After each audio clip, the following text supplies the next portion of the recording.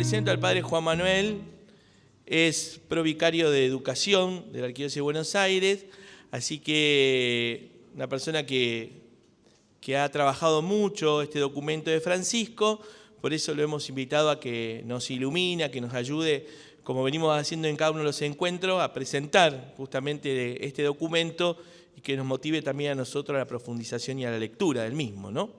Así que los invito a que antes de empezar nos pongamos en manos de la Virgencita, pidiéndole a ella que nos siga acompañando en este hermoso camino que estamos haciendo, de ir profundizando el legado de nuestro querido Papa Francisco. Dios te salve María, llena eres de gracia, el Señor es contigo, bendita tú eres entre todas las mujeres, y bendito es el fruto de tu vientre Jesús. Santa María, Madre de Dios, ruega por nosotros pecadores, ahora y en la hora de nuestra muerte. Amén. Virgencita de Luján. Bueno, muchas gracias. Buenas tardes. Bueno, ya que le rezamos a la Virgen de Luján, vieron que el fiel servidor de la Virgen de Luján era el negro Manuel, ¿no? Que hasta en estos días, no sé si por el Mundial, hasta hace unos días creíamos con certeza que venía de Cabo Verde, ahora no sabemos si venía de Senegal y fue una parada en Cabo Verde, así que no sabemos si de Cabo Verde o no el negro Manuel, pero bueno, la santidad del negro Manuel también está muy vinculada a la tierra africana, ¿no? A nuestra tierra. En estos días les contaba a unos chicos extranjeros que vinieron a la escuela donde estoy yo, allá en Liniers, en Las Nieves, que para nosotros, el pueblo latinoamericano, el pueblo argentino, la palabra negro es una palabra también afectuosa, se puede mal usar, pero es una palabra afectuosa, ¿no? Y les contaba el trato que muchas veces tenemos entre las personas aquí en Uruguay, que es una buena palabra, ¿no? O sea, en cambio, ustedes saben que en inglés la palabra nigger es una palabra como despectiva, ¿no? Por toda la historia del racismo y demás.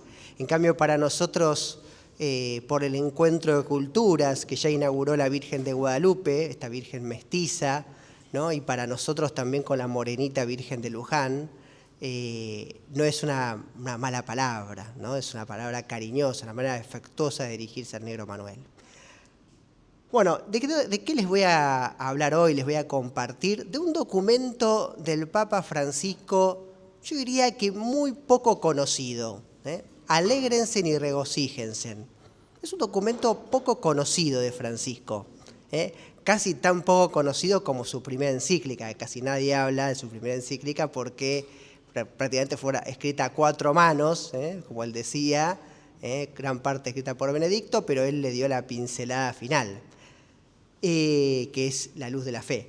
Pero este documento muy poca gente lo conoce, ¿no? Inclusive los que pasillean más las parroquias que conocen Evangelii Gaudium, Fratelli Tutti, Laudato Si, digamos. Pero este documento quedó medio en el olvido. De hecho, inclusive para mí lo vi al principio y después lo dejé pasar, hasta que el Papa el Papa Francisco fue a Hungría,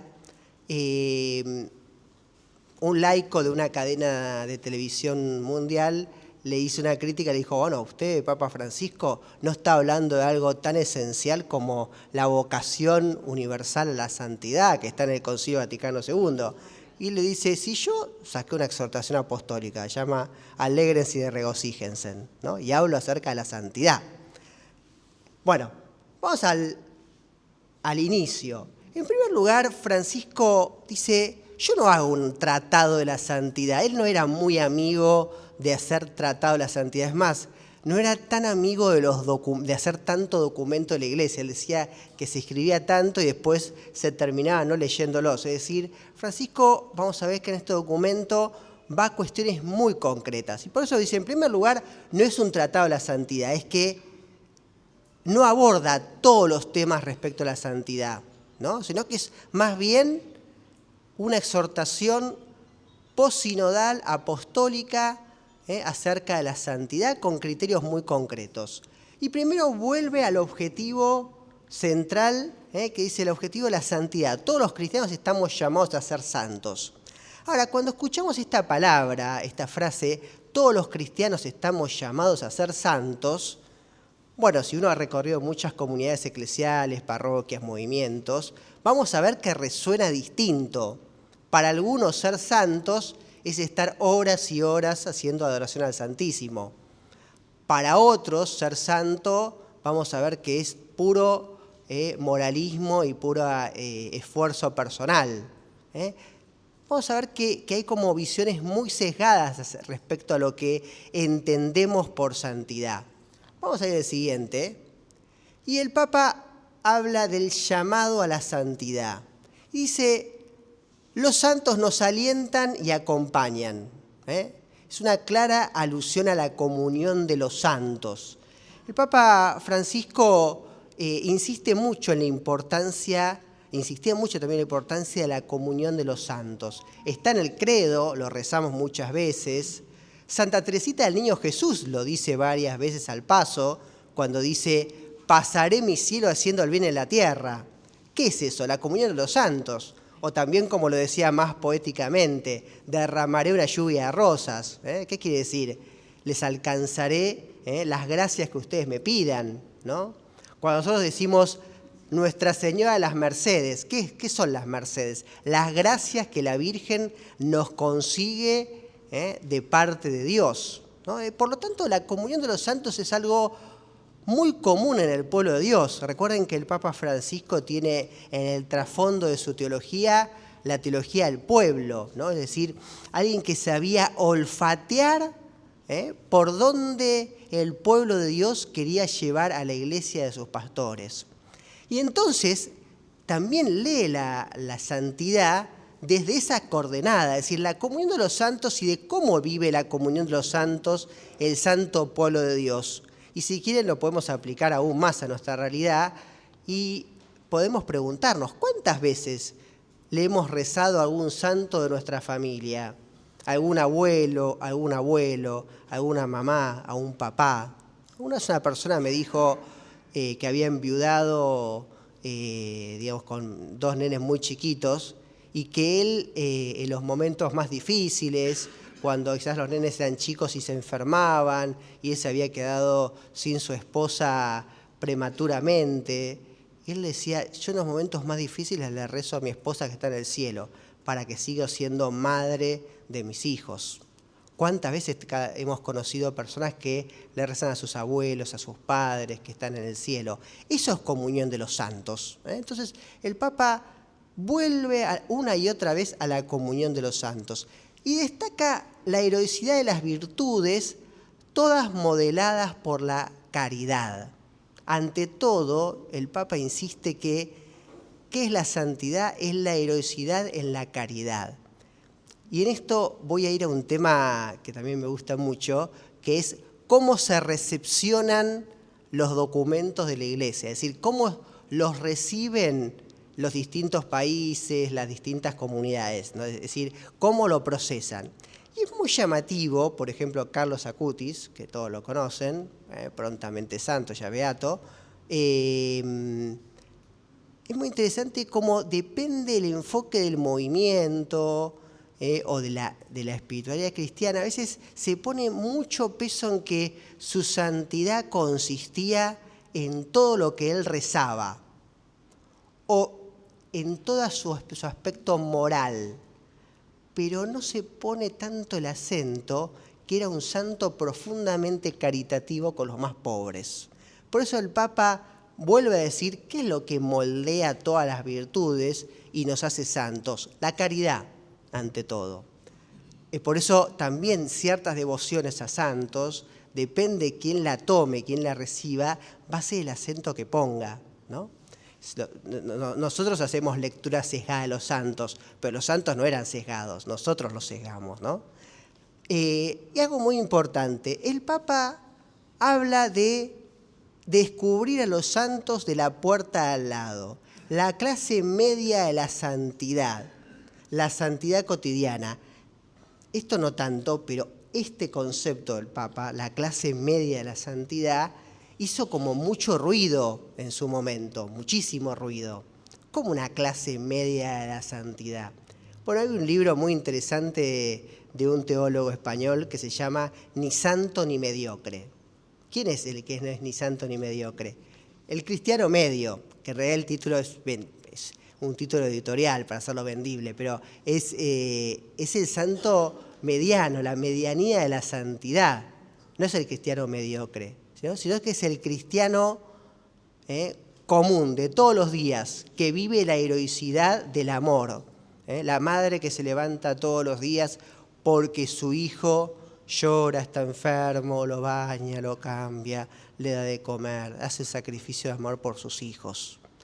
O también como aquella madre que quedó viuda con 6 hijos y tuvo que salir a trabajar de lunes a lunes, ¿no? Y que una vez la encontré a esta mujer en una peregrinación a Luján y ella se lamentaba, decía, antes de enviudar yo iba a misa todos los días, me ocupaba de ser ama de casa, iba a misa todos los días y a la mañana después que dejaba a mis hijos y ahora que trabajo 12, 14 horas de lunes a viernes en negro, siento que me falta la Eucaristía. Cómo extraño la Eucaristía, cómo extraño no poder ir a misa. Y me contaba que sus jefes solamente le permitían tener un solo día libre al año, que era el sábado para ir caminando a Luján, y que después el domingo ya tenía que ir a trabajar. Bueno, esa mujer hacía de su vida una Eucaristía.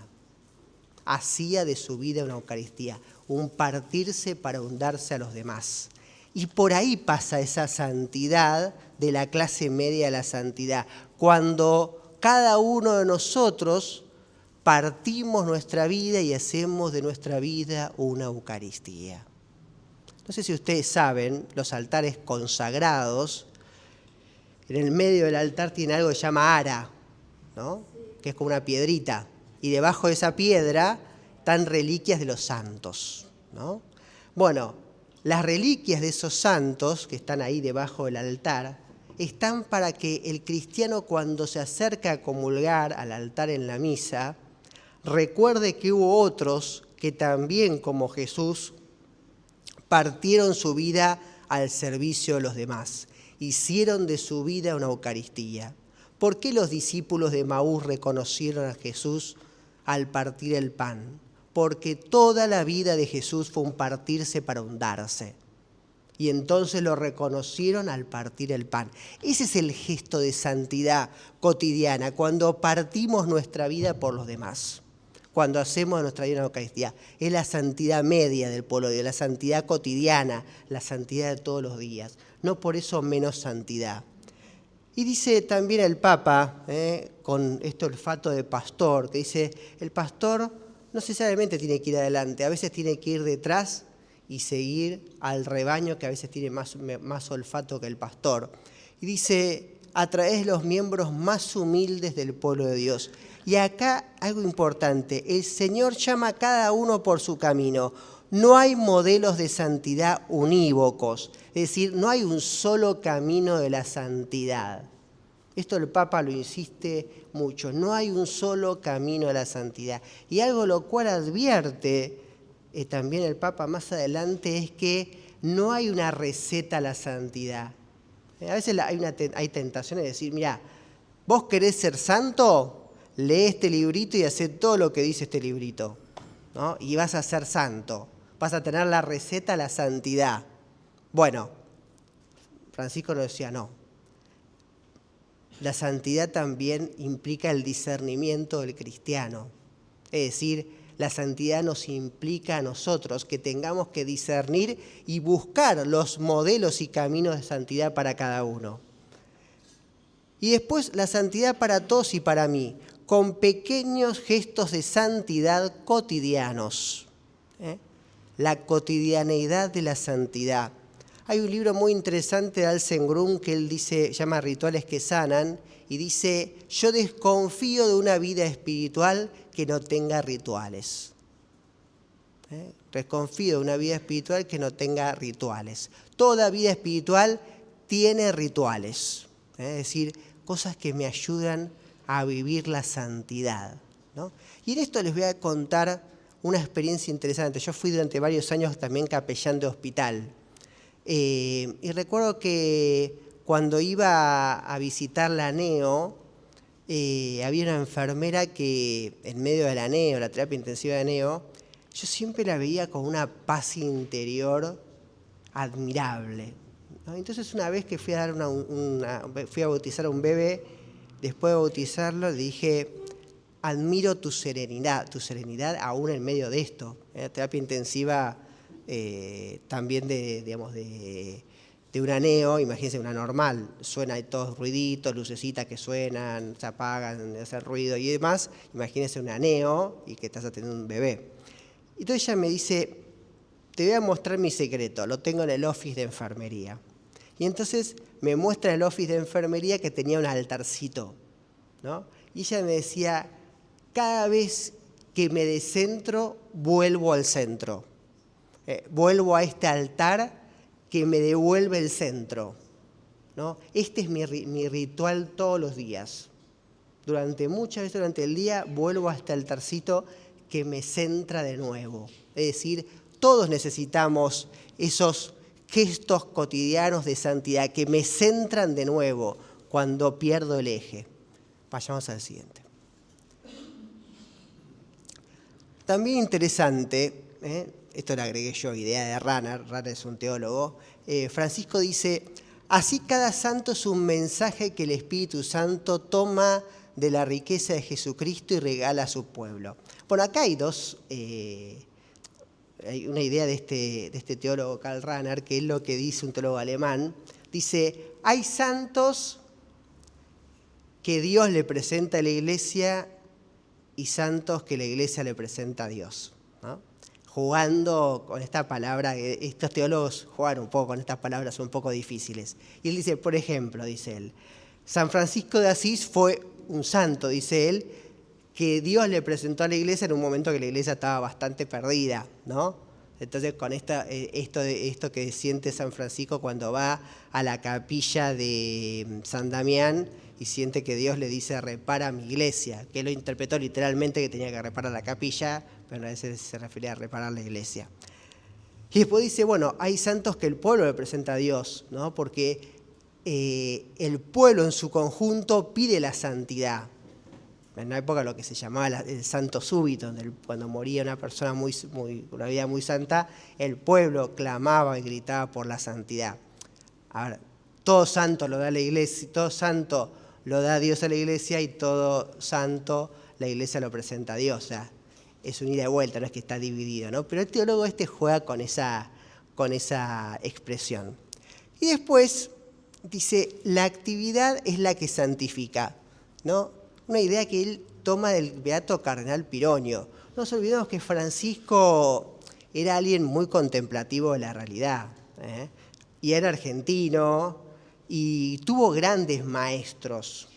Uno de sus grandes maestros inspiradores era el cardenal Pironio. Él me habló privadamente varias veces de Pironio y me contó anécdotas que no están escritas en ningún lado.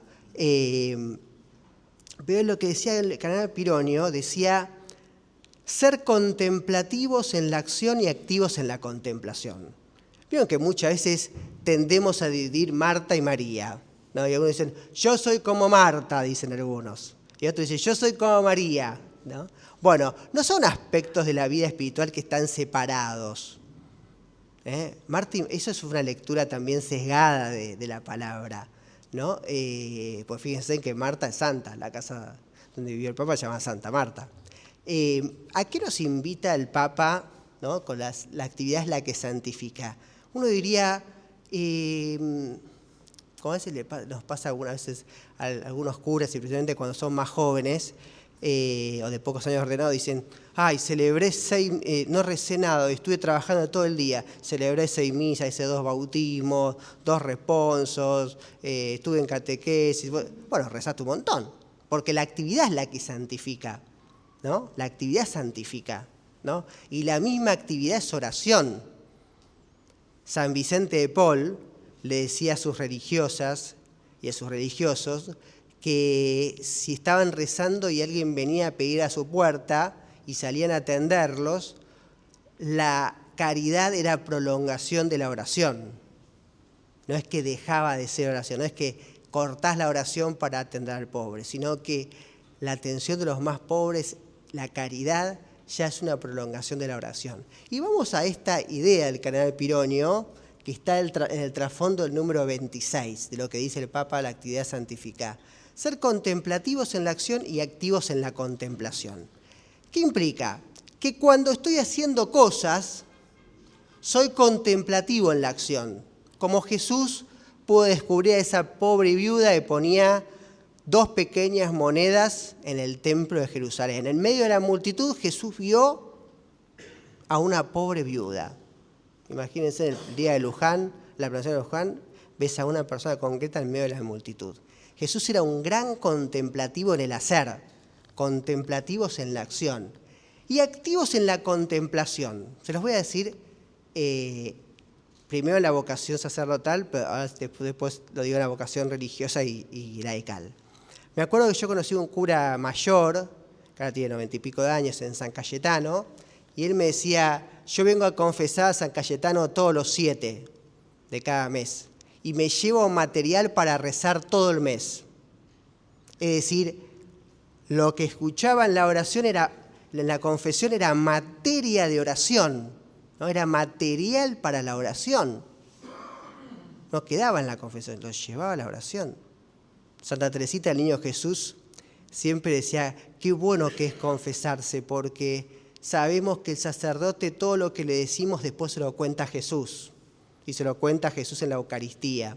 Y Santa Teresita le decía a uno de sus amigos sacerdotes, por favor, cuando consagres, susurrale mi nombre a Jesús.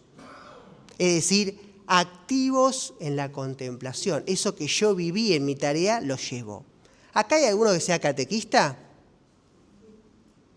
Muy bien. Yo les sugiero una lectura de un texto muy lindo del cardenal Víctor Manuel Fernández, que se llama La identidad del catequista. Está en la red, pueden buscar los repositorios de la UCA, Identidad del catequista. Y hay otro que dice Puntos débiles de la identidad del catequista. Son parecidos. Y el cardenal Víctor Manuel Fernández, que es prefecto del Dicasterio para la Doctrina de la Fe, dice en ese artículo algo muy interesante. Dice, ¿cuál es la vocación propia del catequista? Dice, bueno, el catequista hoy por hoy puede tomar prestada cosas de su vocación de muchas otras vocaciones. Puede ser que un catequista quiera rezar como una monja de clausura, quiera tener la vida de oración de una religiosa de vida activa. Pero ¿cuál es la vocación propia? Ay, no, bueno, yo tengo más vocación carmelitana, yo tengo más vocación franciscana. Bueno, puede tener, podríamos decir, una cierta simpatía con otras espiritualidades o vocaciones. Pero el catequista laico y el catequista religioso tiene una vocación específica. El catequista, dice el cardenal Víctor Manuel Fernández, es pastor de un pequeño rebaño. Esa es la vocación específica. Yo soy pastor de un gran rebaño. Tengo un colegio de 3.000 alumnos, un club deportivo de 800 alumnos, de 800 chicos, una parroquia de 300 y pico de chicos. Bueno, yo soy pastor de ese gran rebaño, pero el catequista que tiene grupito de primera comunión es pastor de un pequeño rebaño y conoce a cada oveja por su nombre. ¿Y cuál es la misión por dónde pasa su santificación? Por rezar, cuando no está con los chicos, por rezar por cada uno de esos chicos. Yo siempre que confieso a un catequista, le pregunto, yo no hago preguntas en la confesión, pero la única pregunta que siempre hago es si las personas rezan. Le pregunto, ¿vos rezás? Y si de catequista le digo, ¿vos rezás por tus ovejitas? ¿No? ¿Vos rezás por tus chicos? Si sos dirigente juvenil, ¿vos rezás por tus chicos? Si trabajás en Cáritas, ¿vos rezás por la gente que atendés?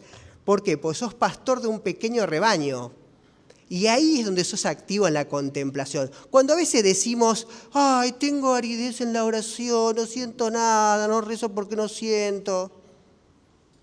Mirá, la oración no pasa por sentir, la oración es un sentimiento.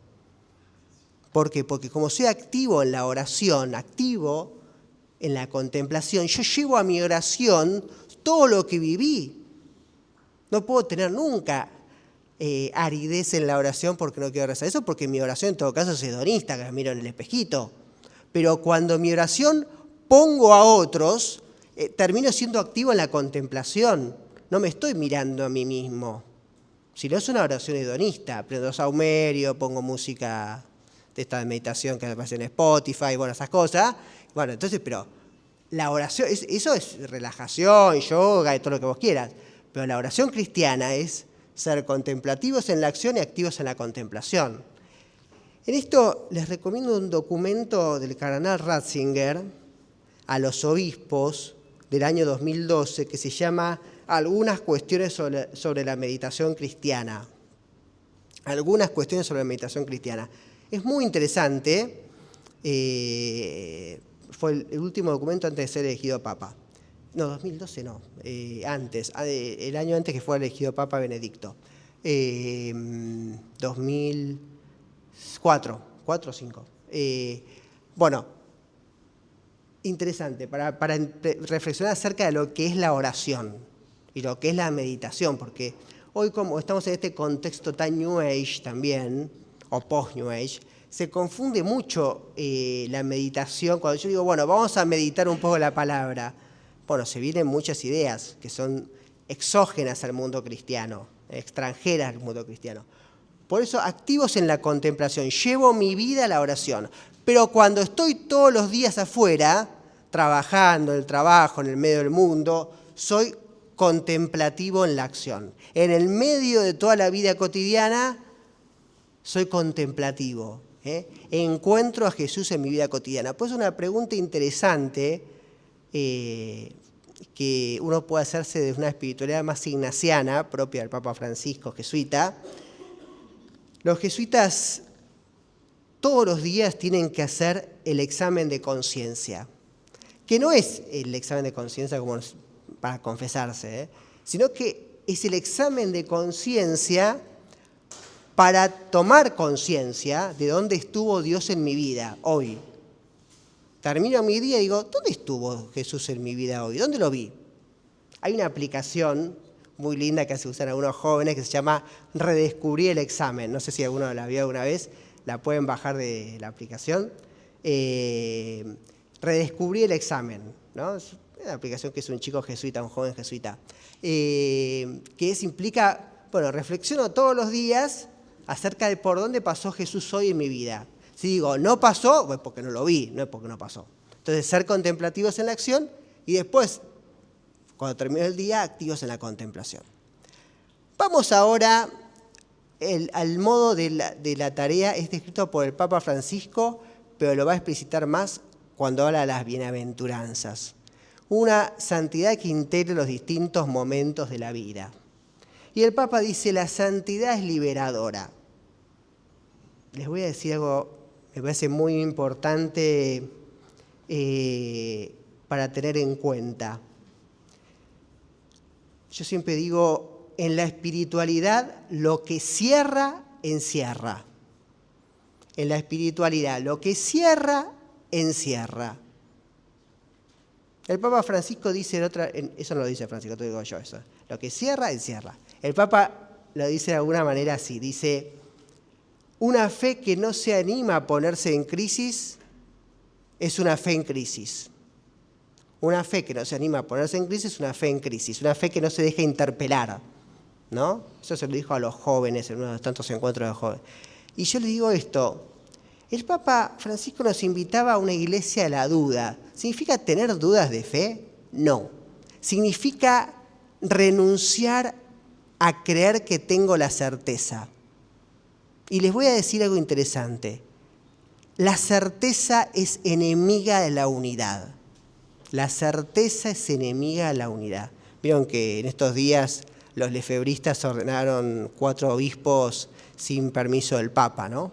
Y fíjense en que ellos se sienten que tienen una certeza, pero que los separa de la iglesia. Esto que hicieron ellos, digamos, quizás con tanta resonancia, también puede pasar a niveles micro. Yo tengo la certeza que mi camino de santidad pasa separado de la comunidad. si una vez no leyeron, bueno, es un error teológico, espiritual, ¿no? Si alguna vez no leyeron Sabiduría de un pobre, léanla, que es muy lindo, de Eloy de Clare. Es una vida novelada de San Francisco de Asís, por Eloy de Clare, que es un franciscano. Eloy de Clare, Sabiduría de un pobre. Bueno, ahí en Sabiduría de un pobre había un hermano que se llamaba Rufino, hermano de San Francisco, que en algún momento dijo: la comunidad no me ayuda a vivir mi fe. Me llevo mal con mis hermanos, este hermano es así, el otro hermano es asátara. Bueno, yo para ser santo me tengo que ir de la comunidad. Entonces se agarró y se fue a vivir como ermitaño en una montaña, ¿no? Y cuando estuvo ahí en la montaña tuvo muchas más tentaciones de las que tenía la comunidad. Y San Francisco lo fue a buscar. Porque claro, la tentación de aislarse es aparentemente una tentación que nos ayuda aparentemente, entre comillas, a ser más santo. Pero en realidad muchas veces uno tiene que ser santo en la comunidad que a uno le toca. Recuerdo que una vez, del rol que tengo y demás, designé una apoderada legal en una escuela. Y entonces, en una escuela le estaba tirando un muerto. Esas cosas que hacemos los curas a veces o nos hacen a nosotros. Le estaba tirando un muerto. Entonces yo le digo: mirá, esa escuela es un lugar para ser santo. Es un lugar para ser santo, es una invitación a la santidad, a tener paciencia. Entonces al mes que la veo me dice, digo, ¿cómo te está yendo? Mirá, después de lo que me dijiste y cuando llegué y vi lo que era la escuela, me compré un Cristo de la paciencia y lo puse ahí, ¿no? Y lo toco cada día que entro. Bueno, la santidad, a veces me dice, bueno, ¿el Señor a qué me está invitando en esta comunidad? A ser santo, sí, ¿cómo? Teniendo más paciencia, renunciando a no tener que aguantar a nadie, ¿no? Es decir, bueno, esa es una tentación, la tentación del aislamiento, ¿no? Por eso dice, la santidad verdadera es liberadora. Vamos a la siguiente. Acá el Papa se empieza poniendo más filósofo. Don Francisco, los que no lo conocieron personalmente no lo saben tanto, pero era muy filósofo. O sea, yo siempre tuve muchas audiencias mientras era arzobispo de Buenos Aires, cortitas, pero filosas. O sea, el tipo siempre me dejaba pensando. O sea, no hubo ninguna... Yo me acuerdo de todas mis audiencias con Francisco, con Bergoglio, después con Francisco, pero todas mis audiencias me acuerdo. El tipo siempre me dejaba pensando. Nunca me daba una receta.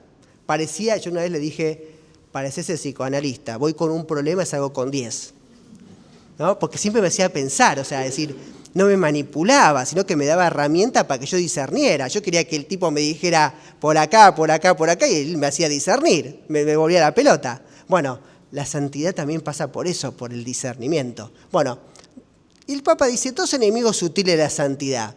2 formas de seguridad doctrinal o disciplinaria que dan lugar a un elitismo narcisista y autoritario, en donde en lugar de evangelizar, lo que se hace es analizar y clasificar a los demás.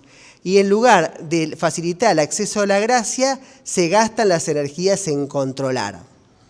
Yo les pongo un ejemplo. Hace unos años atrás, una persona se acercó y me dijo en una parroquia donde estaba, padre, te tengo que decir algo. Esa persona se acerca a comulgar y es divorciado y vuelto a casar. Hay que decirle que no puede comulgar.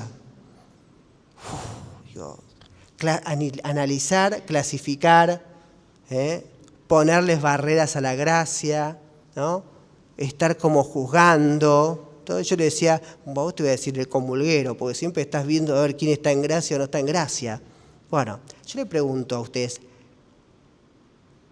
¿alguno de ustedes tiene certeza de estar en gracia? No. Santa Juana de Arco, hay una frase que está consignada en el Catecismo de la Iglesia Católica, que dice, cuando le preguntan, la Inquisición le pregunta si estaba en gracia, Santa Juana de Arco dice, si estoy en gracia, que el Señor me conserve en ella, y si no lo estoy, que el Señor me ponga en ella. Es decir, la gracia es un regalo de Dios. Yo no puedo decir, yo tengo certeza de que estoy en gracia y tengo certeza que aquel no está en gracia. Ya ahí no estoy, soy como el fariseo y el publicano en el templo, que se acuerdan, el fariseo venía más o menos bien y la despistó y se fue al pasto cuando dijo, y bueno, y gracias porque no soy como ese publicano. Es decir, la santidad, bueno, ese fariseo era, ya lo voy a decir, era un pelagiano, puro, ¿no? Bueno, él dice, hay dos falsificaciones de la santidad que pueden desviarnos del camino. Gnosticismo y pelagianismo, ¿no? Bueno, esto molestó mucho a muchos en la iglesia cuando lo dijo Francisco. Porque Francisco era agudo, como espada de doble filo, como dice el profeta. Vamos al siguiente. ¿Qué es el gnosticismo actual? Bueno, yo les voy a resumir un poquito, voy a decirlo a brocha gorda, voy a explicar un poco el gnosticismo. El gnosticismo fue una herejía de los primeros siglos de la iglesia, una herejía muy seductora, ¿no? Muy seductora. ¿Cuál es el principio básico? Es conozco y como conozco me salvo. Por conocer me salvo. Entonces, si yo estoy formado en teología, leí mucha teología, bueno, soy más santo que los demás y estoy más cerca de la santidad que los demás, dicho así rápidamente. Y dice, ¿cuál es el problema del gnosticismo actual? El gnosticismo actual, como el pelagianismo actual, tiene guante blanco, para decirlo de alguna forma. El gnosticismo supone una fe encerrada en el subjetivismo, donde solo interesa una determinada experiencia o una serie de razonamientos y conocimientos que supuestamente reconfortan e iluminan, pero que en definitiva el sujeto queda clausurado en la inmanencia de su propia razón o sentimientos. Hay mucho condensado en esa frase de Francisco. A ver, ¿qué sería un gnóstico? Inmanencia significa acá, ¿no? No es lo contrario a trascendencia. Trascendencia es cuando estoy abierto a Dios, inmanencia es cuando me quedo en razonamientos puramente terrenos y no estoy abierto a la trascendencia, a mirar la vida de Dios, es decir, a no ser contemplativos en la acción y activos en la contemplación. Bueno, la inmanencia en su propia razón, es decir, yo tengo, de nuevo, voy al ejemplo que di antes esa palabra, la certeza es enemiga de la unidad. Yo tengo la certeza de que la fe y la santidad pasan por este camino que yo creé, por mi parroquia que yo creé, por mi colegio que yo creé, por el movimiento que yo creé. Vos querés ser santo, tenés que ir por acá, por este movimiento que yo creé, por esta congregación que yo creé, etc. O por lo inmanente de los sentimientos. Es decir, hoy hay una corriente muy fuerte que podríamos decir que lo que resume es lo que siento es la verdad. Entonces no hay es un subjetivismo muy grande, no hay ninguna objetividad posible. Bueno, este gnosticismo actual me lleva a creer que mi experiencia es la única experiencia, ¿no? Entonces me cierra la diversidad. El Papa Francisco, cuando habla que la iglesia es un poliedro, como una figura geométrica de caras muy distintas, se refiere a una iglesia que es una, pero una unidad en la diversidad. Es decir, no hay un único camino para la santidad. Hay diversos caminos para la santidad, ¿no? Y no hay un camino mejor que otro para la santidad. Y se los voy a poner con este ejemplo, que es un tema que a muchos les joroba mucho. A mí me joroba, pero no tanto, pero me joroba. Me recuerdo que hace un tiempo atrás un catequista me dijo, miren, no, para mí, escuché que le decía a los chicos, se puede comulgar de muchas maneras, pero comulgar en la boca es infalible y sublime. Vieron que hay todo un debate sobre esto. Comulgar en la boca es sublime e infalible. A lo cual yo le dije, mirá, la iglesia habilita 3 formas de comulgar. Parado en la mano, parado en la boca o de rodillas en la boca. Y nos dice que ninguna de las 3 sea mejor que otra, ni más santa que otra. Bueno, detrás a veces de esos planteos, la teología de comulgar en la boca o comulgar en la mano, bueno, hay un gnosticismo detrás de eso, porque la santidad no pasa por eso. Si me quieren hacer una pregunta mientras yo estoy hablando, pueden levantar la mano y me preguntan. Pero yo pongo como este ejemplo para aterrizar el tema del gnosticismo. Vamos a lo siguiente. Bueno, el Papa cuando habla del neognosticismo, me acuerdo que unos años, una vez Bergoglio tiene esas cosas que a mí me desconcertaban. Y un día me da un texto, me dice, lee este texto y después decime qué te parece. El texto se llamaba La carne de Jesús. A mí me asombró el título. Yo no sé si yo hubiera escrito un artículo que se llamara... Yo escribo muchos artículos, o sea, de todo escribo, sobre educación, teología, pero no sé si me le hubiera puesto por motu propio un artículo La carne de Jesús. Es como que me conmovía el título. Y cuando lo leí, me abrió mucho la mente, como todos los textos de Bergoglio. ¿Por qué le puso la carne de Jesús? Porque él nos invitaba a no vivir una fe desencarnada. Acá les sugiero un librito muy lindo para trabajar pastoralmente, también del cardenal Víctor Manuel Fernández, como les cité el otro librito, que se llama Teología Espiritual Encarnada. Es un libro muy lindo, Teología Espiritual Encarnada. Porque es un libro de teología espiritual, pero que intenta que la encarnes en la realidad, porque hay muchos libros de teología espiritual que se van por ahí arriba y nunca bajan. Entonces es un libro que parte desde abajo, es una teología encarnada. Bueno, ¿a qué se refiere Francisco? Dice, una mente sin Dios ni carne. Conciben una mente sin encarnación, incapaces de tocar la carne sufriente de Cristo en los demás, encorsetada en una enciclopedia de abstracciones. Al desencarnar el misterio de Cristo, prefieren un Dios sin Cristo, un Cristo sin iglesia y una iglesia sin pueblo. Fíjense en que era lo del hermano Rufino que yo les conté. Una iglesia sin pueblo, una iglesia sin otros. Bueno, mi fe es absolutamente personal y la comunidad, como no me ayuda a crecer en la santidad, me tengo que aislar, ¿no? Imaginemos que alguna de las hermanas de ahí tenga posibilidad de tener una vida contemplativa ermitaña y diga, bueno, a la comunidad aguantar a las otras hermanas no me ayuda a mi santidad, entonces me hago ermitaña, ¿no? Es una tentación. Pero vivir entre las hermanas y en comunidad me invita mucho más a la santidad que estar, digamos, compartiendo con las otras hermanas, ¿no? O sea, compartiendo con las otras hermanas me invita mucho más a la santidad, ¿no? Es una expresión mucho más fuerte. Y dice, es una doctrina sin misterio. El gnosticismo es una de las peores ideologías, ya que al mismo tiempo exalta indebidamente el conocimiento de una determinada experiencia y considera que su visión de la realidad es la perfección. Bueno, la fe y la salvación pasan por esta experiencia espiritual. Ejemplo, vos querés ser santo, estate todo el día adorando al Santísimo. Tengo problemas con la santidad. Adorá. No digo que estoy en contra de la adoración eucarística. Yo mismo en mi parroquia puse una capilla de adoración eucarística. Lo que digo es que hay que ir de la adoración del Santísimo a una vida expuesta al servicio de los demás. De la exposición del Santísimo a una vida expuesta al servicio de los demás. Porque si no quedamos atrapados en un gnosticismo de la experiencia de mi santidad uno a uno, sin comunidad, sin los demás y sin los pobres. Fundamental.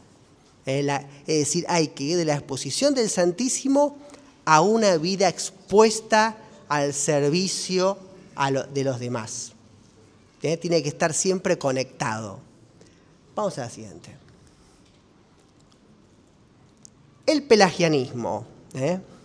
Había un monje que se llamaba Mamerto Menapace, que murió hace un tiempito atrás, que en uno de sus libros, que era muy fácil de leer, le decía, lo decía en chiste, no lo decía verdad, no decía San Pelagio, patrono de los voluntaristas.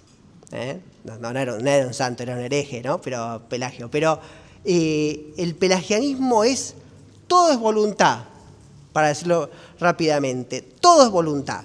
Bueno, a Dios orando, pero a más orando, y soy yo.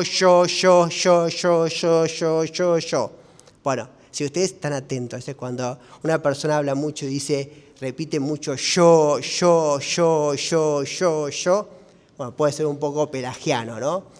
Bueno, había después, pueden leer un poco mejor, pero había pelagiano, semipelagiano, pero todo el acento estaba puesto en la voluntad. A diferencia del gnosticismo, ya no era la inteligencia lo que ocupaba el lugar del misterio de la gracia, sino de la voluntad. Todo depende no del querer o del correr, sino de la misericordia de Dios. Él nos amó primero. Los que responden a esta mentalidad pelagiana, aunque hablen de la gracia de Dios con discursos edulcorados, en el fondo solo confían en sus propias fuerzas y se sienten superiores a otros por cumplir determinadas normas o por ser inquebrantablemente fieles a un estilo de ser católico. ¡Pah! ¿No? O sea, como viene de Francisco. Es decir, bueno, yo cumplo todos los mandamientos, voy a misa todos los domingos, me confieso relativamente frecuente, cumplo con todo lo que la moral católica dice. Bueno, soy santo. Bueno, el pelagianismo, es decir, pasa por el hacer. Y la gracia, la gratuidad de la gracia, hay una definición muy linda de la gracia que es, la gracia de Dios es el actuar de Dios en la vida del hombre. Y es tomar conciencia de ese actuar de Dios en la vida del hombre. Es decir, entra la gratuidad y entra de saber que no todo depende de nosotros. En eso Evangelii Gaudium, cuando al final el Papa habla de cómo tenemos que ser evangelizadores, él dice, no seamos evangelizadores impacientes. Cuando el Papa, vuelvo un poco más atrás, le preguntan, en el cónclave es elegido Papa, y le preguntan si aceptaba ser Papa, él dice, sí, acepto por el sufrimiento del hombre y por la paciencia de Dios. Es decir, acepto por la paciencia. La paciencia de saber que no todo depende de mí. Es decir, yo coopero con la gracia, pero no todo depende de mí. Fíjense en que la doctrina de la gracia más ortodoxa y conservadora dice, que está en el catecismo, dice, toda obra buena es precedida, acompañada y finalizada por la gracia. ¿Esto qué quiere decir? Que no hay ninguna obra buena que no sea acompañada por la gracia. Toda obra buena es por la gracia de Dios. Entonces no me puedo creer lo maravilloso que soy. Si hago todo esto de bueno es porque la gracia precede, acompaña y me ayuda a concluir toda obra buena, todo lo que yo hago. Si no, la tentación es el pelagianismo. ¿Y de qué nos preserva estas dos cosas que dice el Papa Francisco, el gnosticismo y el pelagianismo? Lo voy a decir en términos de San Agustín, ya que tenemos un Papa agustiniano, que él mismo se definió el día que lo dijeron un hijo de San Agustín. San Agustín decía así, era extraordinario, ¿no? Decía, ni tanto Dios que no haya mundo, ni tanto mundo que no haya Dios. Ni tanto Dios que no haya mundo, ni tanto mundo que no haya Dios. Perfectamente encarnado, ¿no? Y precisamente en el diálogo con Dios, en el diálogo con la gracia, algo muy interesante que dice también San Agustín es, dame lo que pides y pide lo que quieras, ¿no? En Dios, dame lo que pides y pide lo que quieras. Consciente de que todo es gracia. Si nosotros miramos, por ejemplo, en el misal, primer prefacio de los santos, le decimos a Dios en el primer prefacio de los santos, porque tú, Señor, en ellos, en los santos, coronas tus propios dones, coronas tus propios méritos. Es decir, en los santos reconocemos la obra de Dios. Fíjense en el Magnífica, la Virgen no dice por todo lo que yo hice por Dios, sino todo lo que Dios hizo en mí. No todo lo que yo hice por Dios. Ven que es una tentación a veces decir, todo lo que yo hice por la iglesia, todo lo que yo hice por Dios. No, todo lo que Dios hizo en mí, ¿no? Todo lo que Dios hizo en mí. Santa Teresita del Niño Jesús, en el manuscrito A de Historia de un Alma, dice, al principio, la primera oración dice, cantaré las misericordias de Dios. Empieza así, diciendo, cantaré las misericordias de Dios. Es decir, voy a decir todo lo que Dios hizo en mí. No todo lo que yo hice por Dios, sino todo lo que Dios hizo en mí por mí. O sea, el enfoque de la vida espiritual no es ni gnóstico ni pelagiano. Voy a decir todo lo que Dios hizo por mí. Y esto, vamos a ir al siguiente. Un remedio contra el pelagianismo. Dice, se pretende ignorar que no todos pueden todo, que en esta vida las fragilidades humanas no son sanadas completa y definitivamente por la gracia. En cualquier caso, como enseñaba San Agustín, Dios te invita a hacer lo que puedas y a pedir lo que no puedas. O bien a decirle humildemente a Dios, dame lo que pides y pide lo que quieras. Esto también es como muy importante, porque dice, la gracia de Dios no puede sanar completamente todos nuestros problemas. Hay un axioma teológico, lo digo en latín y lo traduzco, que dice, gratia supponit naturam. La gracia supone la naturaleza. Hay cosas que la puedo trabajar con la gracia y hay cosas que no, que necesito la ayuda de otros. Por eso a veces reconocer que a veces quizás necesito una ayuda de algún profesional para solucionar algún problema, no es que quita la gracia, no, la gracia de Dios actúa a través de ese profesional que me ayuda. La gracia de Dios actúa a través de las cosas temporales. Digamos, claramente no es que, con solo oración ya está. No. Yo puedo, si tengo algún problema dentro de la dimensión humana, yo puedo ponerme 12 custodias con el Santísimo Sacramento a mi alrededor y por más que rece todo el día el rosario con esas 12 custodias, ese problema humano se va a resolver humanamente. Con la ayuda de la gracia de Dios, pero se va a resolver humanamente. Vamos a la siguiente.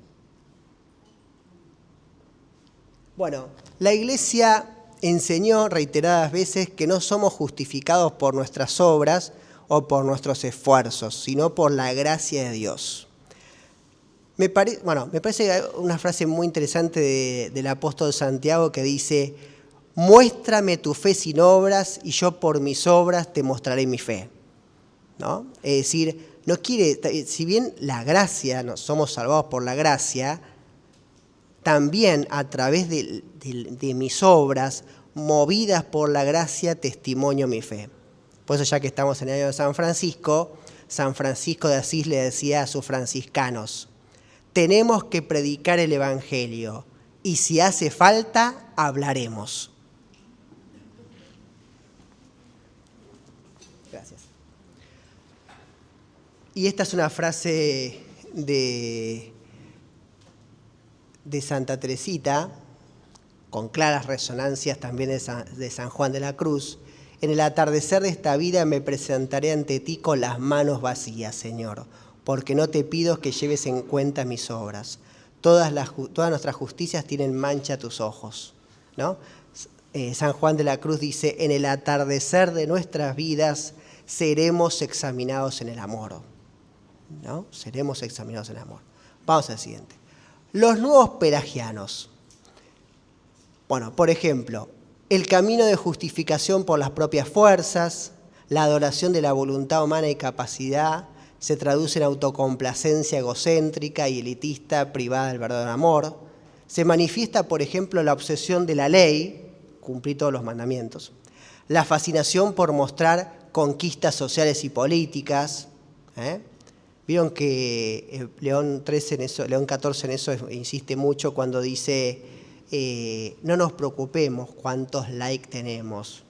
Y ojo con la diferencia entre evangelizar en las redes y mostrarse en las redes, ¿no?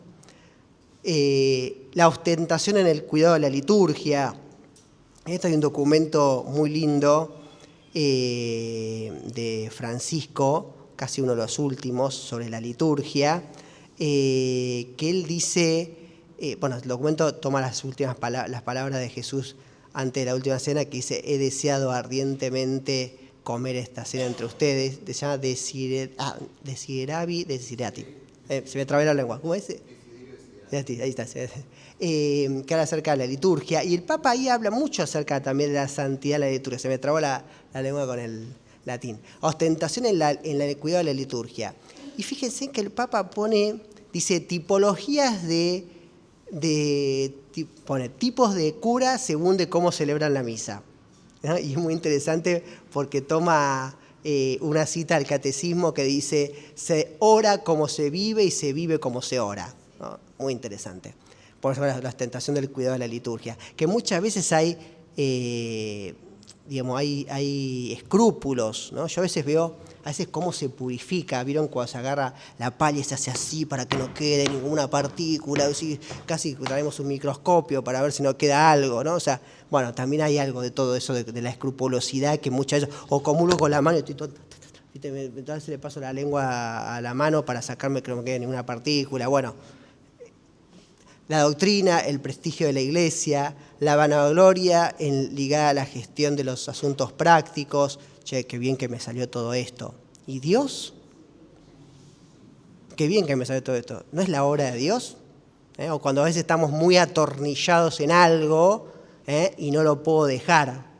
Me acuerdo que en una parroquia donde estuve había una ministra de la comunión, que era ministra hace muchos años. Vieron que la norma, por lo menos en Buenos Aires, dice que cada 5 años, máximo 5 años, después hay que descansar y puedes no renovar. Bueno, esta ya era como 25 años como ministro, y una vez vino el obispo a celebrar misa, y el obispo dice: yo tengo 20 años de cura, dice el obispo. Yo tengo 25 años de ordenada, dice. Atornillada ahí con bulones. O sea, también tiene que ver con esa disponibilidad o no a decir: bueno, ¿qué me pide Dios en este momento? ¿Por dónde me pide? Decir, no hay atornillamientos. Cuando hay atornillamientos, ojo. Vamos al siguiente. Bueno, también importante, es sano recordar que existe jerarquía de virtudes que nos invita a buscar lo esencial, y el primado lo tienen las virtudes teologales. Dice, acá hay algo muy importante. Jesús abre una brecha que permite distinguir 2 rostros, el del Padre y del hermano. No nos entrega 2 fórmulas o preceptos, nos entrega rostros, o mejor, uno solo, el de Dios que se refleja en muchos. En esto les recomiendo que busquen, están en internet hasta compiladas, las catequesis sobre el discernimiento del Papa Francisco. Son muy cortitas porque son de todos los miércoles, son muy breves, pero es prácticamente un manualcito sobre el discernimiento espiritual. De nuevo, el Papa no da recetas para el discernimiento, da herramientas. No te da el pescado, te da la caña de pescar y te enseña cómo usarla. El pescado lo tenés que sacar vos después. Vamos al siguiente. Bueno, ¿hasta qué hora tenemos? Perfecto. Bueno, capítulo 3, a la luz del Maestro. ¿Cómo se llega a ser un buen cristiano? La respuesta es sencilla. Es necesario hacer cada uno a su modo lo que dice Jesús en el Sermón de las Bienaventuranzas. Bueno, hay 2 versiones de las Bienaventuranzas. No es que una es más cortita que la otra. Teológicamente las 2 versiones son distintas. Les pongo un ejemplo. La versión de Lucas de las Bienaventuranzas dice, la primera bienaventuranza: felices los pobres porque recibirán el reino de los cielos. Como Lucas y los Hechos de los Apóstoles son una misma obra, es del mismo autor que hizo temporada 1, temporada 2, es una misma obra, Lucas dice: felices los pobres porque recibirán el reino de los cielos. Leemos el comienzo de los Hechos de los Apóstoles. ¿Por qué son felices los pobres?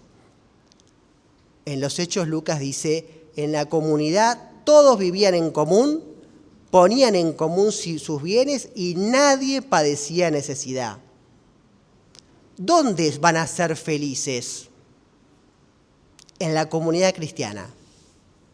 Porque la comunidad cristiana vive fraternalmente, ¿no? Es decir, en la fraternidad cristiana, la fraternidad con el otro, se cumple la primera bienaventuranza, ¿no? Entonces, vamos al siguiente. Les pongo ese ejemplo para que puedan leer una y otra, la de Mateo y de Lucas, que tienen su diferencia. Es decir, son dos caras de una misma moneda. Bueno, felices los pobres de espíritu, acá ya está mencionando las bienaventuranzas de Mateo. Normalmente el rico se siente seguro con sus riquezas y cree que cuando están en riesgo, todo el sentido de su vida en la tierra se desmorona. Uno diría, bueno, yo no soy rico, esta bienaventuranza a mí no me toca, tranquilo, esta pasa de largo. Vamos a un ejemplo de San Francisco de Asís, en Sabiduría de un pobre, este librito que les recomendé. Resulta que San Francisco tenía un amigo que era el hermano León, ¿no? Y él como franciscano hacía como artesanías para poder vivir y estaba haciendo un canasto de mimbre. Y eso pasa el hermano León y le dice, qué lindo canasto de mimbre que estás haciendo, Francisco, es muy lindo, la verdad que tenés muy buena mano, bueno, lo elogia bastante. Y después León sigue camino, ¿no? Y cuando está a unos 200 metros, León ve humo y vuelve corriendo hasta San Francisco y ve que San Francisco lo había quemado el canasto de mimbre. Y dice, ¿qué hiciste, Francisco? Si estaba re lindo el canasto, ¿por qué lo quemaste? Lo que pasa es que cuando me dijiste, hermano León, qué lindo que estaba este canasto, me la empecé a creer. Sentía que ese canasto me hacía soberbio, porque me sentí el mejor artesano de todo Asís. Es decir, no es solamente la riqueza material, es la riqueza a todo lo que estoy atornillado, aferrado y atornillado, ¿no? O sea, es decir, a todo lo que estoy aferrado, que puede ser un cargo, un lugar. Bueno, yo leo en esta parroquia la lectura hace 140 años y nadie me puede sacar, ¿no? Yo soy catequista hace 150 años acá.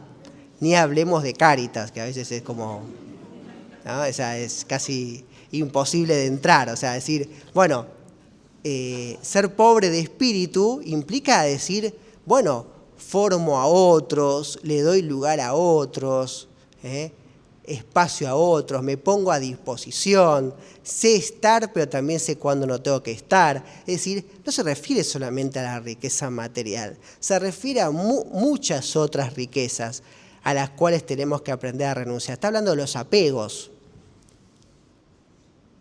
Vamos a la siguiente. Felices los mansos porque tendrán el reino de los cielos. Teresa de Lisieux dice, la caridad perfecta consiste en soportar los defectos de los demás y en no escandalizarse de sus debilidades. Es decir, fíjense en que es una obra de misericordia. Vieron que hay obras de misericordia corporales y espirituales. Eso está el Catecismo de la Iglesia, corporales y espirituales. Una de las obras de misericordia espirituales es soportar a los que me hacen sufrir, o al insufrible, digamos, pero es soportar al otro, es decir, soportar los defectos de los demás. Tiene que ver con esa mansedumbre y no escandalizarme de sus debilidades. ¡Ay, mira esto que hizo! Bueno, yo podría hacerlo también, o sea, entonces, vamos al siguiente. Felices los que lloran porque serán consolados. La persona que ve las cosas como realmente son se deja traspasar por el dolor y llora en su corazón. Es capaz de tocar las profundidades de la vida y ser auténticamente feliz, ¿no? Es decir, el consuelo al otro, al que llora. En esto Francisco insistía mucho en la espiritualidad del buen samaritano. El buen samaritano no solamente vio al que estaba tirado al borde del camino, no fue como el levita, sacerdote, que lo vieron y pasaron de largo, lo ve y se acerca a ayudarlo. Lo cura, lo sube a la montura de su caballo, lo lleva a una posada, lo cuida y después lo dejan a cargo del posadero y le dice, bueno, si gastás algo de más, cuando vuelva te lo pagaré a volver. Es decir, el buen samaritano no le explica la razón teológica del dolor a aquel que sufre, a aquel que llora, sino que está junto a aquel que llora, está junto a aquel que tiene sufrimiento, pero no se lo explica. ¿Por qué? Porque yo puedo dar una teología acerca del sufrimiento. Te puedo dar razones de por qué el dolor. Te puedo decir, bueno, esta enfermedad en realidad se dio, o esta cuestión se dio y pasó porque en realidad Dios no interfiere ordinariamente en las causas segundas, como dice Santo Tomás de Aquino. Pero el que está sufriendo el dolor, la definición teológica no le importa, o sea, le importa la actitud del samaritano. Yo estoy operado de la columna, por ejemplo. Me acuerdo que bueno, me reoperaron muy bien y todo, y muchas veces fui a visitante a operarme muchos neurocirujanos y demás. Y los neurocirujanos me explicaban muy bien, con mucho detalle, todo, el motivo del dolor y todo esto. Y yo le decía, sácamelo, no puedo caminar, me duelen las piernas, no siento los pies. O sea, es decir, cuando tenés el dolor, querés que el otro esté al lado tuyo, ¿no? Que no importa las explicaciones, las leí después. O sea, pero lo que quería es que me sacaran el dolor, que estuvieran al lado mío. Bueno, esto es algo parecido. Vamos a la siguiente. Felices los que tienen hambre y sed de justicia, porque ellos quedarán saciados. Es decir, la justicia empieza por hacerse realidad en la vida de cada uno, siendo justo en las propias decisiones, y luego expresa buscando la justicia para los pobres y débiles. Es decir, es cierto que la palabra justicia puede ser sinónimo de fidelidad a la voluntad de Dios con la vida, pero si le damos un sentido muy general, olvidamos que se manifiesta especialmente con los más pobres y desamparados. Es decir, cuando él habla de la justicia, no se refiere a o las bienaventuranzas hablan de la justicia, no se refieren a un concepto de la justicia liberal o del liberalismo. Se refiere a un concepto de justicia de la fe, del cristiano. Es interesante cuando Santo Tomás de Aquino habla de por qué rezar, él ubica la oración dentro de la virtud de la justicia. Él dice, ¿por qué tengo que rezar? Porque es justo rezar, es justo darle a Dios el tributo de mi oración, ¿no? O sea, es un acto de justicia, lo ubica dentro de la virtud de la justicia, muy interesante, ¿no? Dentro de la virtud de la justicia. Y la justicia con los más pobres, acá hay como una tensión teológica entre justicia y misericordia. Cuando a veces leemos la parábola del Padre Misericordioso con gente que no es creyente, nosotros la tenemos más romantizada. Pero mucha gente dice, no es justo. Mira, el hijo mayor estuvo con el padre, fue fiel, hizo todo lo que tenía que hacer, y el padre recibió al otro hijo de nuevo. ¿No? El hijo mayor le dice, nunca mataste al ternero engordado, nunca me hiciste una fiesta. Y el padre dice, pero todo lo mío es tuyo. En cambio, este hermano tuyo estaba muerto y ha vuelto a la vida. O sea, ahí está como la tensión entre justicia y misericordia. Es decir, es una justicia misericordiosa. Es una justicia misericordiosa. Vamos al siguiente. Felices los misericordiosos porque alcanzarán misericordia. Fíjense en que después de justicia viene misericordia. Acá es interesante. La misericordia tiene dos aspectos. Es dar, ayudar y servir a los demás. Perdonar y comprender. Bueno, vieron que Francisco dice muchas veces, ahí veo lo de la familia grande de los hogares de Cristo, que es recibir la vida como viene. Hay gente que la leyó mal, esa recibir la vida como viene de Francisco. Y me acuerdo que una vez, cuando era Bergoglio todavía acá, nos dijo una vez Bergoglio, decía, la misericordia asume, eleva y sana, decía él. Asume, sana asume, eleva y sana. Asume, eleva y sana, nos dijo. Es decir, asumo la vida como viene y te invito a dar un paso más. En mi Cáritas parroquial, por ejemplo, tengo la casa de hostias Papa Francisco, de los Hogares de Cristo. Son chicos que están en el segundo y tercer umbral recuperándose de las adicciones, ¿no? Y están empezando a asumir una primera responsabilidad laboral, ¿no? Es decir, la misericordia, yo asumo la vida como viene, pero le invito a dar un paso más. Y después le digo algo que nos dijo una vez, asumo la vida como, te invito a dar un paso más y te invito a sanarte. Y voy a contar algo más que nos dijo una vez, cuando yo estaba en el último año del seminario, 2006, Bergoglio una vez en el seminario nos dijo, hay dos extremos que no son la misericordia y que excluyen la misericordia. No sé si después lo dijo siendo papa, eso no me acuerdo.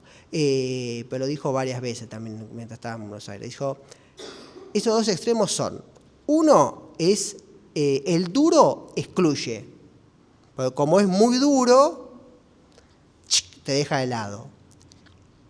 Y el laxo también excluye, porque el permisivo en el fondo no te invita a dar un paso más. El permisivo también te deja de lado. Lo mismo que el duro también te deja de lado, ¿no? A veces tenemos como esa manera de comprender, dicotómica de comprender la realidad. Por ejemplo, me acuerdo que una chica del colegio, la mamá le pregunta, yo estaba cenando a la casa con ellos y le pregunta, para vos, ¿quién es el mejor profesor? Y ella le dijo, ¿el mejor como enseña o el mejor como persona? Fíjense que lo separó. ¿El mejor como enseña o el mejor como persona? Cuando en realidad tendría que ser el mejor que enseña y el mejor como persona, ¿no? O sea, no es que está separado necesariamente. Enseña muy bien y es muy buena persona, juntos, ¿no? Pero también la tentación de decir, ¿a qué profe elijo para que me dé el discurso de fin de año? Al piola, al canchero, al laxo. O elijo al que me exigió y me hizo transpirar y me preparó bien para lo que viene después.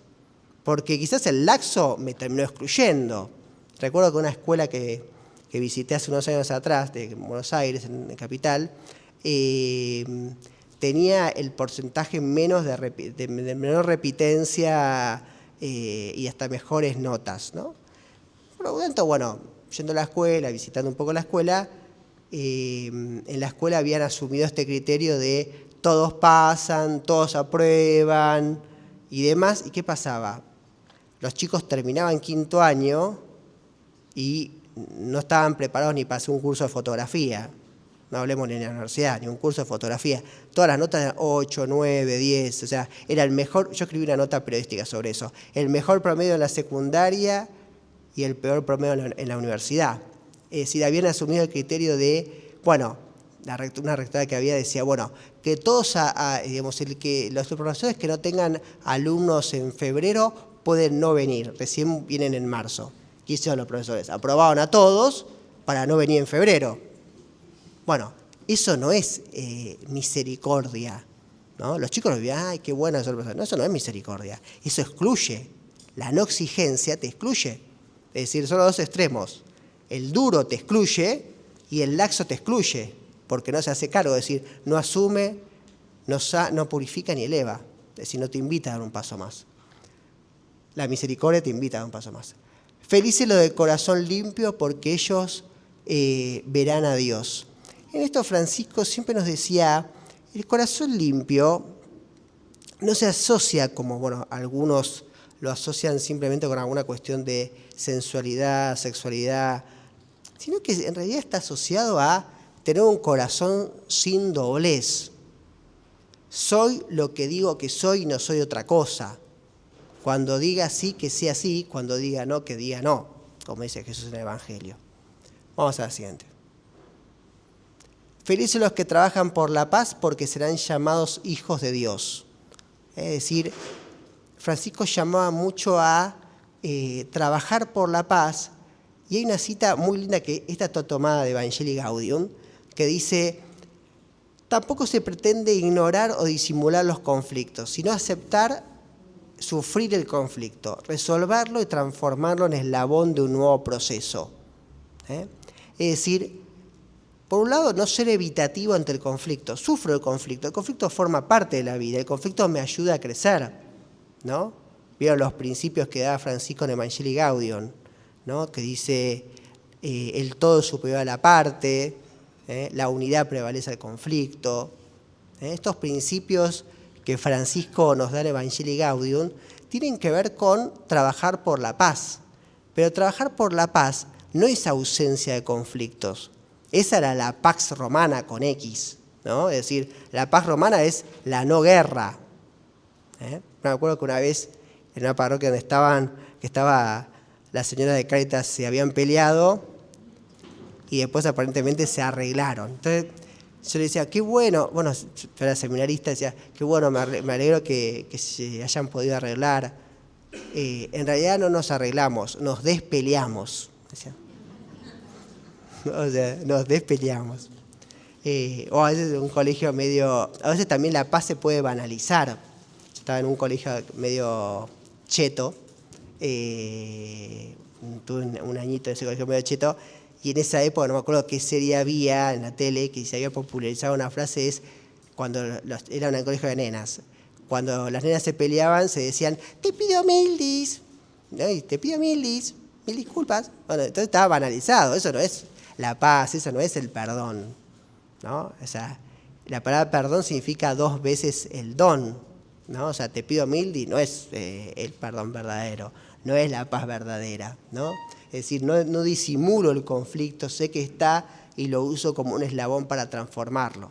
Vamos al siguiente. Felices los perseguidos por la causa de la justicia, porque a ellos les pertenece el reino de los cielos. Es decir, el camino de la justicia es un camino importante de trabajar en pos de ella, ¿no?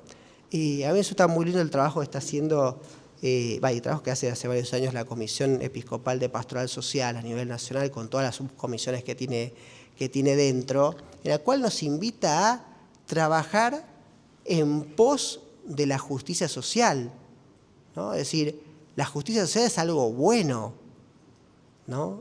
Es algo bueno en la cual estamos llamados también a denunciar y anunciar. Tiene como las 2 patas, el anuncio y la denuncia, pero el anuncio es decir, ¿cuál es el camino al cual nos llama a vivir Cristo? ¿Cuál es la plenitud que nos llama a vivir Cristo?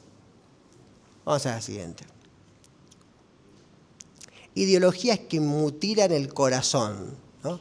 Convertir al cristianismo en una especie de ONG, quitándole la mística luminosa que vivieron los santos, San Francisco de Asís, San Vicente, Santa Teresa de Calcuta y otros grandes santos. Ni la oración, ni el amor de Dios, ni la lectura del Evangelio disminuyeron la pasión o la eficacia de su entrega al prójimo. O sea, también es nocivo, ideológico, el error de quienes viven sospechando del compromiso social de los demás, considerándolo algo superficial, mundano, secularista, inmanentista, comunista o populista. O lo relativizan como si se tratara de otras cosas más importantes o si solo interesara una determinada ética o razón que ellos defienden. Es decir, el compromiso social forma parte de la fe cristiana. No puedo tener una fe cristiana sin compromiso social, porque si no es una fe desencarnada, una fe que no tiene encarnación en la realidad. Es decir, San Justino, que celebramos el 1 de junio, le escribió una carta al emperador romano, al emperador Trajano, que está en la liturgia de las horas, creo que sí está en la liturgia de las horas, donde le dice al emperador romano, emperador, no persiga a los cristianos, porque los cristianos son los mejores ciudadanos. Y le dice a los cristianos, no se puede ser un buen cristiano si no se es un buen ciudadano. Da a César lo que es de César y a Dios lo que es de Dios. Es decir, no está separada una y otra. No puedo ser un buen cristiano si no soy un buen ciudadano. El culto que más agrada a Dios. El mejor modo de discernir si nuestro camino de oración es auténtico será mirar en la medida que nuestra vida se va transformando en una luz de misericordia. Es decir, en cómo me vinculo con los demás y en cómo tanto mi vida se transforma en una vida misericordiosa, es como el camino de oración es auténtico. No hay vida de oración que esté separada de la realidad y que esté separada de la misericordia. Es decir, la santidad pasa por ahí.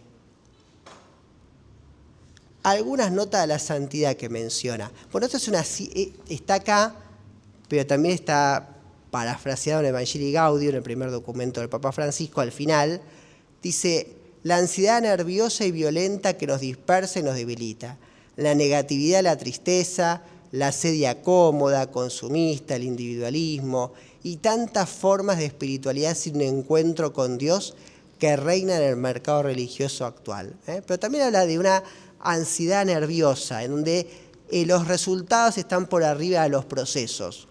Francisco habla mucho de esto, dice: no tenemos que ser resultadistas. Los resultados no pueden estar por arriba de los procesos. Son más importantes los procesos y los caminos que los resultados. Puede ser que haya resultados que no se vean, pero que son mucho menos importantes que los procesos. Es más importante un proceso, un camino, que un resultado.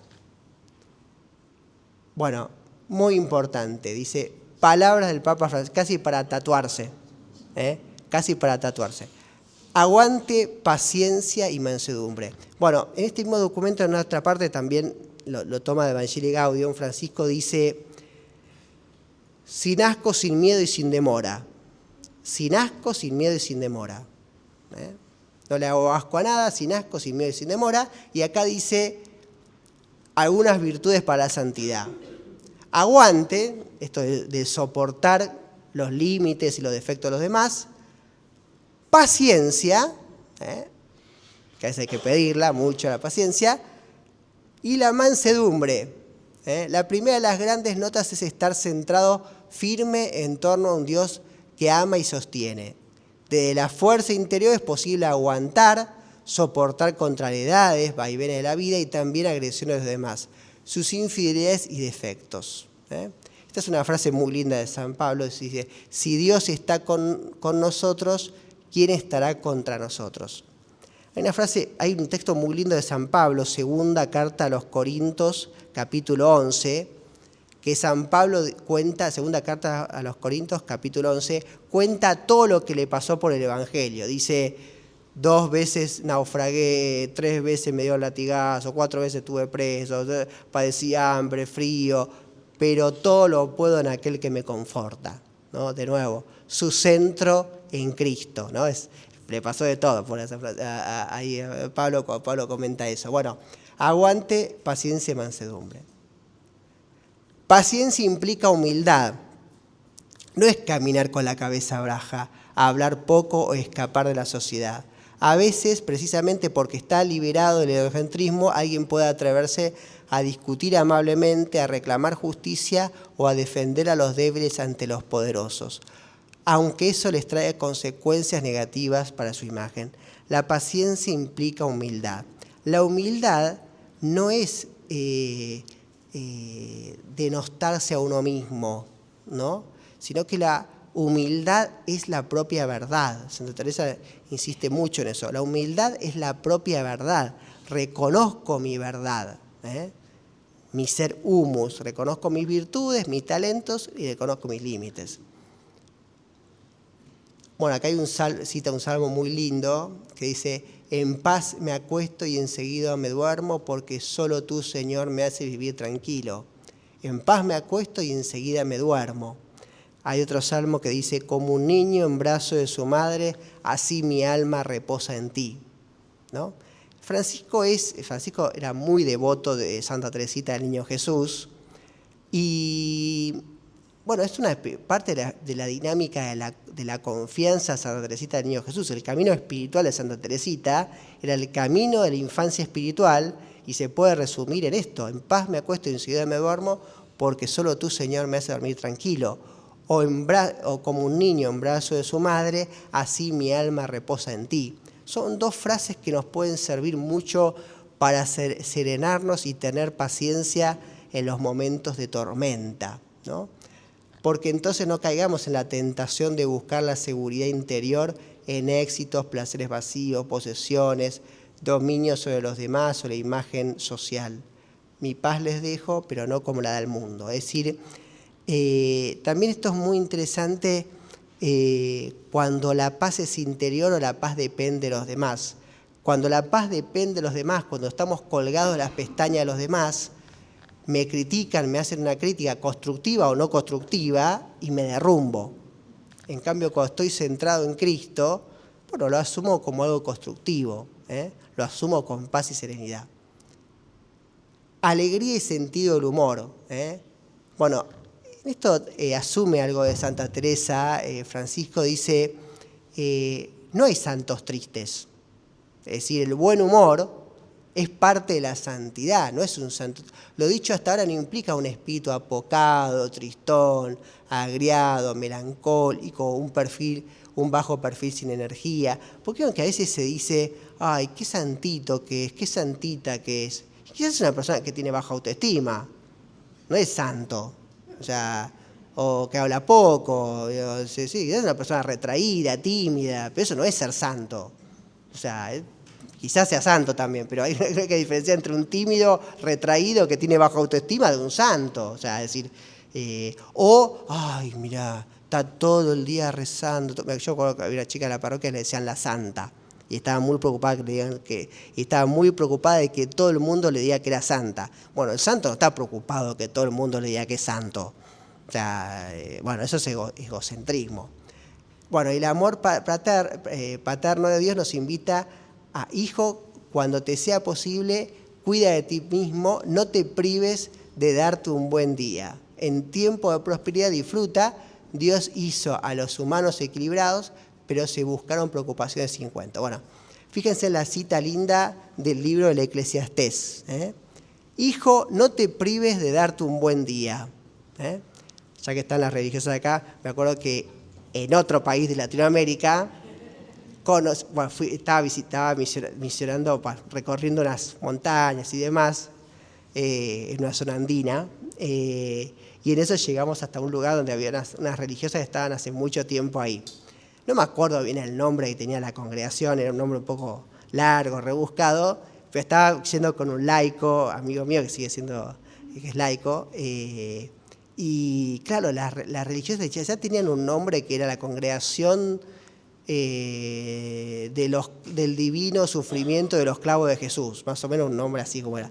Entonces este laico les puso las hermanitas del sufrimiento eterno, porque tenían siempre una cara de dolor, las hermanitas del sufrimiento eterno de Jesús, y entonces rezaban la oración para el desagravio por el corazón de Jesús y el sufrimiento de Jesús y la cruz de Jesús y los clavos de Jesús y las astillas de la corona de Jesús y todo el sufrimiento.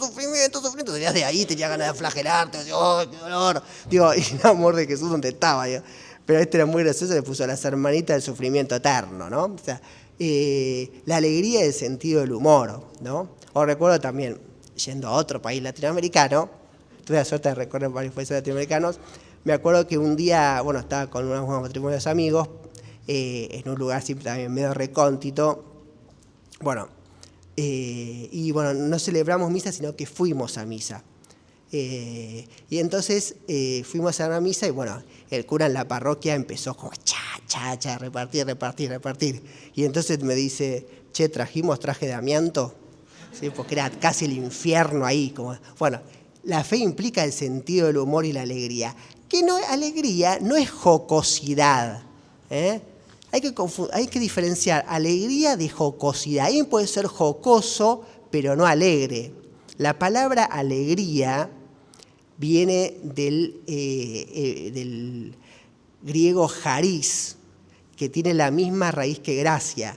¿Qué es la alegría? La alegría de Dios. Cuando el Evangelio habla de la alegría de Dios, no es que les tenés que mostrar tu buena dentadura a todo el mundo, ¿no? La alegría de Dios significa tener conciencia de que Dios actúa en mí y de todo lo que hace en mí, por lo tanto soy alegre. No tiene que ver con la jocosidad. Alguien puede ser jocoso, pero no alegre. La alegría cristiana, la alegría del creyente en el Antiguo y Nuevo Testamento, la alegría cristiana, la alegría del creyente es la alegría de quien tiene conciencia de que Dios actúa en uno. Entonces soy alegre y tengo sentido del humor. Hay un libro de un teólogo norteamericano que se llama Thomas, el apellido del tipo, y escribió un libro sobre la espiritualidad del buen humor, ¿no? Que habla sobre alegrarnos de las cosas que nos pasan a la vida, es decir, al mal tiempo, buena cara, ¿no? Es decir, tratar de vivirlo también con encarnación, ¿no? Es decir, tengo alegría y también aprendo a vivir en las tristezas de cada día, en las alegrías y las tristezas de cada día. Vamos al siguiente. Hay momentos duros, tiempo de cruz, pero nada puede destruir la alegría sobrenatural, que se adapta, transforma, permanece. Es una seguridad interior, una serenidad esperanzada que brinda una satisfacción espiritual incomprensible para los parámetros mundanos. En esto no hay que confundir, no hay que mirar la santidad con parámetros mundanos. Esto le contaba a las hermanas. Yo a la congregación de las hermanas las conocí en San Martín de los Andes. Bueno, un día estaba bajando una montaña, le conté a las hermanas, había venido a bajar una montaña, estaba destruido, las hermanas me habían invitado a almorzar y cuando fui a almorzar me desmayé porque venía muy cansado y me bajó la presión. Y las hermanas muy bien me auxiliaron y me salvaron porque una era enfermera. Y recuerdo en esto, por los parámetros mundanos, recuerdo que una vez fui a visitar a un enfermo, un día de calor, a mí en el verano me baja un poco la presión, y recuerdo que la persona me dice, ay padre, qué serenidad que tiene, qué paz que tiene. Yo estaba con la presión por el piso.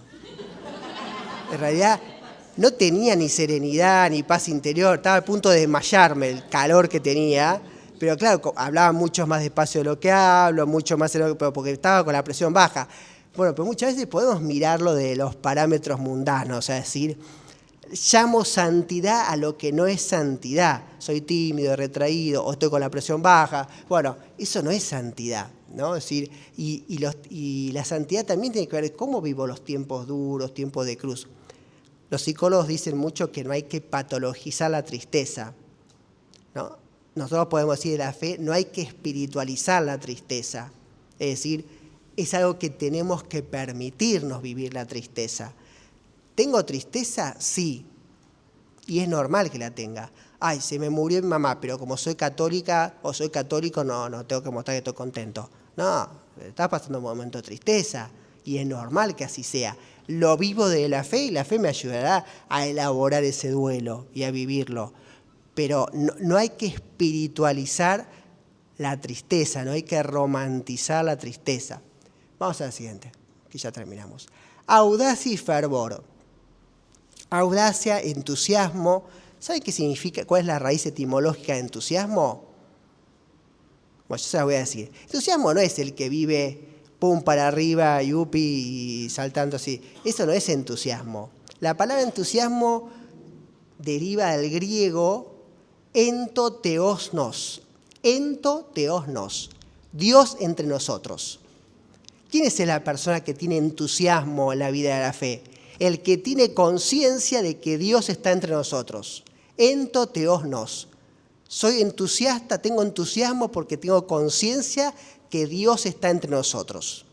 Y como tengo conciencia de que Dios está entre nosotros, tengo parresía, valentía, el valor del coraje de la verdad, la audacia, que no quiere decir imprudencia, y Dios siempre es novedad, nos empuja a partir una y otra vez y a desplazarnos para ir más allá de lo conocido, hacia periferias y fronteras.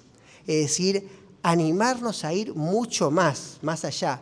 Dios no tiene miedo, Él va siempre más allá de nuestros esquemas y no teme a las periferias, ¿no?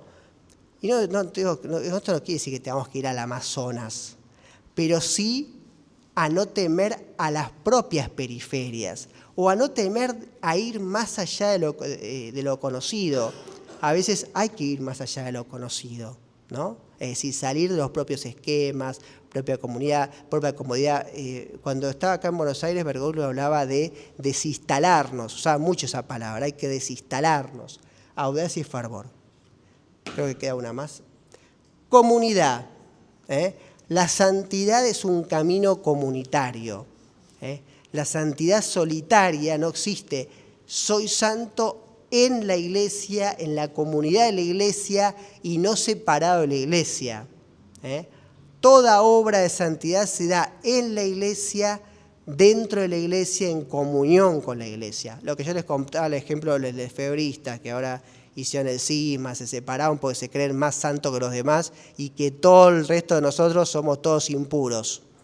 Estamos allá afuera, ¿no? O sea, eso, fíjense en que no es santidad, es orgullo, es soberbia, me creo superior al otro. No me siento parte de una comunidad de pecadores perdonados.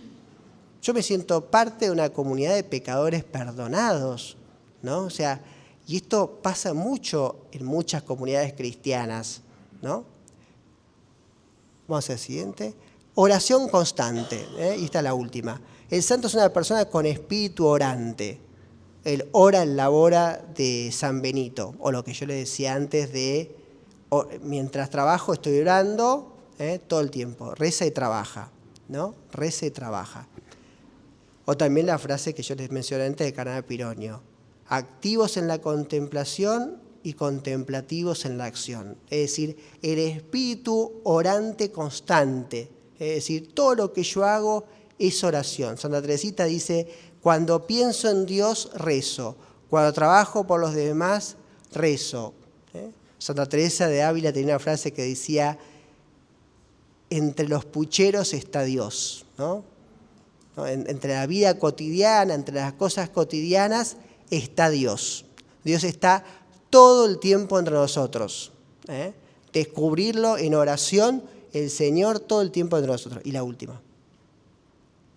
San Juan de la Cruz decía, procurar andar siempre en presencia de Dios, sea real, imaginaria, unitiva, de acuerdo a lo que le permitan las obras que está haciendo. En el fondo es el deseo de Dios que no puede dejar de manifestarse de alguna manera.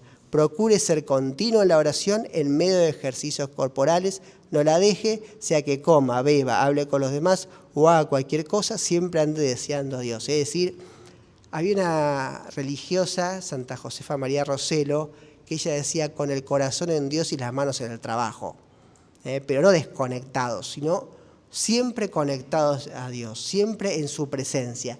Y una y otra vez durante el día hacer pausas para tomar conciencia de su presencia entre nosotros. Y decir, ¿qué me enseñó hoy Jesús? A través de los demás, a través de los acontecimientos. Hay una frase muy linda del segundo prefacio del tiempo de Adviento que dice, Señor, que podamos descubrirte en cada persona y en cada acontecimiento. Tú que vienes a nosotros en cada persona y en cada acontecimiento para que te recibamos en fe. Es decir, Dios nos habla a través de personas y de acontecimientos y estoy llamado a discernir para poder descubrirlo. Muchas gracias.